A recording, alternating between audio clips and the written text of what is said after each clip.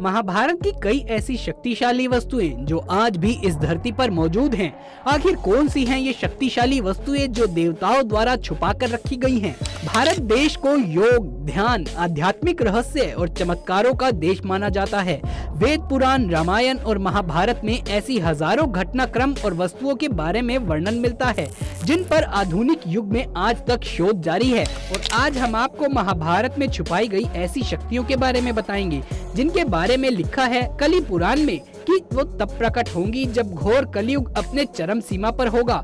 लोग अच्छे बुरे में फर्क करना भूल जाएंगे, चारों तरफ पाप, हिंसा, लूट मार और अन्याय होगा। तब इस कलयुग का अंत करने के लिए कल्कि अवतार प्रकट होंगे और सभी पापियों का अंत करेंगे। कल्कि अवतार के शत्रु के रूप में कलि पुरुष होगा जो बेहद ही शक्तिशाली होगा। उन सभी से युद्ध करने के लिए ही कल्कि अवतार में आए विष्णु भगवान उन अस्त्र और शस्त्र को धारण करेंगे जो बेहद ही शक्तिशाली होंगे और उन्हीं की सहायता से वो सभी पापियों का अंत करेंगे। दोस्तों, वो सारे अस्त्र कौन से हैं? उसमें सबसे पहला नाम आता है दानवीर कर्ण के कवच और कुंडल का। कर्ण महाभारत काल के प्रमुख पात्रों में से एक हैं। बता दें कि कर्ण माता कुंती और सूर्य के अंश से जन्मे थे। इनका जन्म एक खास कवच और कुंडल के साथ हुआ था जिसे पहनकर उन्हें दुनिया की कोई भी ताकत परास्त नहीं कर सकती थी। कर्ण पांडवों के ज्येष्ठ भ्राता थे।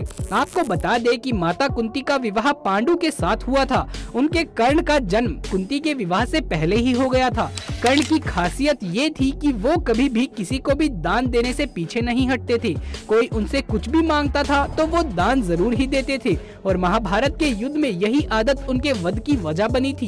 कर्ण के पास जो कवच और कुंडल था उसके साथ दुनिया का कोई भी ताकत उन्हें हरा नहीं सकता था और महाभारत युद्ध के दौरान ये बात पांडवों को नुकसान पहुंचा सकती थी। ऐसे में अर्जुन के पिता देवराज इंद्र ने कर्ण से उनके कवच और कुंडल को लेने की योजना बनाई और वेश बदलकर कर्ण से उस कवच और कुंडल को मांग लिया। सूर्यदेव इंद्र की इस योजना के बारे में कर्ण को सावधान भी करते हैं। इसके बावजूद भी कर्ण अपने वचनों से पीछे नहीं हटते हैं। तब देवराज इंद्र कर्ण को अपना शक्तिशाली अस्त्र वासवी प्रदान करते हैं जिसका प्रयोग वो केवल एक बार ही कर सकते थे। आपको बता दें कि जब महाभारत का युद्ध चल रहा था तब श्री कृष्ण के इशारे पर अर्जुन ने कर्ण का वध कर दिया और कवच और कुंडल ना होने की वजह से उनके प्राण चले गए।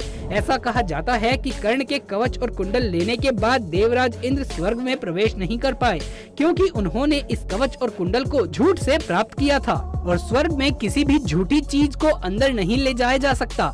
ऐसे में उन्होंने इसे समुद्र के किनारे पर किसी स्थान पर छुपा दिया। कोई कहता है कि इसे ओम पर्वत पर छुपा दिया गया। ऐसा कहा जाता है कि इस कवच और कुंडल को पुरी के निकट कोणार्क में छुपाया गया था, लेकिन आज तक कोई भी इस तक पहुंच नहीं पाया है। यहाँ ये भी कहा जाता है कि कलयुग के अंत में कल्कि अवतार इस कवच और कुंडल को धारण करेंगे। आपका क्या मानना है कमेंट में जरूर बताइएगा। अगला है दिव्य धनुष और तरकश। दधीची ऋषि ने देश के हित में अपनी हड्डियों का दान कर दिया था, लेकिन हड्डियों से 3 धनुष बने। पहला गांडीव, दूसरा पिनाक और तीसरा सारंग। इसके अलावा उनकी छाती की हड्डी से, जिसे मॉडर्न जमाने में रिब्स कहते हैं, उनसे इंद्रदेव का वज्र बनाया गया था। पिनाक धनुष शक्तिशाली शिव जी के पास था जिसे रावण ने ले लिया था। वहीं रावण से ये परशुराम जी के पास चला गया था। परशुराम जी ने ही इसे राजा जनक को दिया था। राजा जनक की सभा में श्री राम ने इसे तोड़ दिया। सारंग धनुष विष्णु जी के पास था। विष्णु जी के पास से ये श्री राम जी के पास गया और उसके बाद श्री कृष्ण के पास गया। गांडीव धनुष अग्निदेव के पास था जिसे अर्जुन ने ले लिया था, लेकिन ऐसा माना जाता है कि ये सभी दिव्यास्त्र थे जिसके कारण इनको नष्ट नहीं किया जा सकता था। सिर्फ और सिर्फ पिनाक धनुष ही नष्ट हुआ था। इसके अलावा सारंग और गांडीव धनुष आज भी इस कलयुग में मौजूद है, लेकिन ये धरती के किस कोने पर मौजूद है ये कोई नहीं जानता। लेकिन केरल के पद्मनाभ स्वामी की देखरेख कर रहे परिवार को उसकी संभालने वाली ट्रस्ट का कहना है कि इस मंदिर के छठे दरवाजे के पीछे महाभारत के समय के विनाशकारी अस्त्र और शस्त्र छुपा कर रखे गए हैं। अगर ये विनाशक अस्त्र और शस्त्र किसी के हाथ में लग जाएं, तो उसका परिणाम बहुत ही भयंकर हो सकता है। इसीलिए आज तक सरकार ने इस मंदिर के छठे दरवाजे को नहीं खुलवाया, जबकि बाकी के 5 दरवाजे कोर्ट की आज्ञा से खोले जा चुके हैं, जिनमें बहुत अनमोल खजाना भी मिला है। अगला है अश्वत्थामा की मणि। मणि एक प्रकार का चमकदार पत्थर होता है। मणि को हीरे की श्रेणी में रखा जाता है। इन्हीं में से कुछ मणियां चमत्कारी भी होती हैं। जिनके पास भी ये मणि होती है वो कुछ भी कर सकता है। रावण ने कुबेर से चंद्रकांत नाम की मणि छीन ली थी। वो मणि आजकल बैजनाथ मंदिर में विद्यमान है। द्रोणाचार्य के पुत्र अश्वत्थामा के पास भी एक चमत्कारी मणि थी, जिसके बल पर वो शक्तियों की सहायता से अमर हो गया था। श्री कृष्ण ने उनकी मणि को उनसे छीन लिया।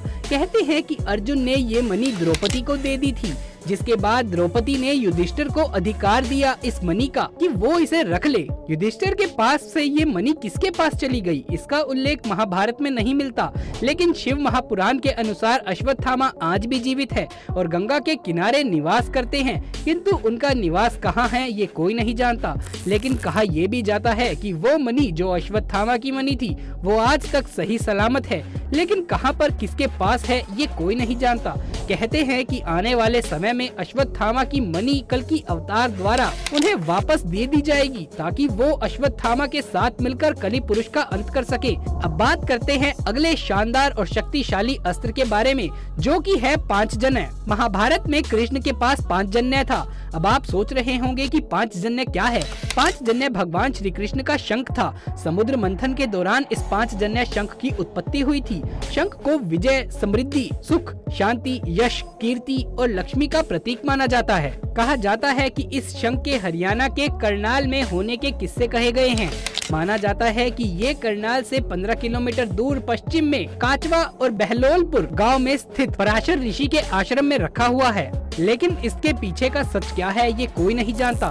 इसके अलावा भी कई ऐसे अस्त्र और शक्तियां हैं जो धरती पर मौजूद है, जिनका कल्कि अवतार आएंगे और उनको धारण कर वो कली पुरुष का अंत करेंगे, जैसे कि सुदर्शन चक्र। दोस्तों, सुदर्शन चक्र भगवान विष्णु का ही अस्त्र था और इसे उनके ही अवतार धारण कर सकते थे। ये अस्त्र एक साथ कई कार्य कर सकता था। इनके निर्माण के पीछे भी एक अलग ही मान्यताएं हमारे पुराणों में आपको मिल जाएंगी। शिव पुराण के अनुसार सुदर्शन चक्र का निर्माण भगवान विष्णु ने किया था। अन्य पुराणों में भी बताया गया है कि सुदर्शन चक्र का निर्माण विश्वकर्मा ने कराया था, और वो भी सूर्य की अभेद राख से। दोस्तों, जब भगवान श्री कृष्ण ने देह त्याग किया तो सुदर्शन चक्र का क्या हुआ, इसका जवाब हमें भविष्य पुराण में मिलता है, जिसमें बताया गया है कि सुदर्शन चक्र को भगवान विष्णु या फिर उनके अवतार के सिवा और कोई धारण नहीं कर सकता है और न ही कोई चला सकता है। जब श्री कृष्ण ने देह त्याग किया तब सुदर्शन चक्र वही पृथ्वी में समा गया, और भविष्य में जब कल्कि अवतार धरती पर प्रकट होंगे तो वो धरती के गर्भ से सुदर्शन चक्र को पुनः धारण करेंगे। आपके इस बारे में क्या मत है, क्या विचार है, कमेंट में जरूर बताइएगा। और ये भी बताइएगा कि अगर ये सारी वस्तुएं किसी व्यक्ति को मिल जाए तो आखिर इस धरती का क्या होगा। बाकी दोस्तों, अगर ये वीडियो पसंद आया हो तो इसे एक लाइक करके अपने दोस्तों और रिश्तेदारों में इसे ज्यादा से ज्यादा शेयर करें। आगे भी ऐसे वीडियोस देखते रहने के लिए हमारे चैनल को सब्सक्राइब अवश्य ही कर लें। कमेंट बॉक्स में जय श्री कृष्ण लिखना बिल्कुल भी ना भूलें। जल्द मुलाकात होगी आपसे किसी अगली वीडियो में, तब तक के लिए आप सभी का धन्यवाद।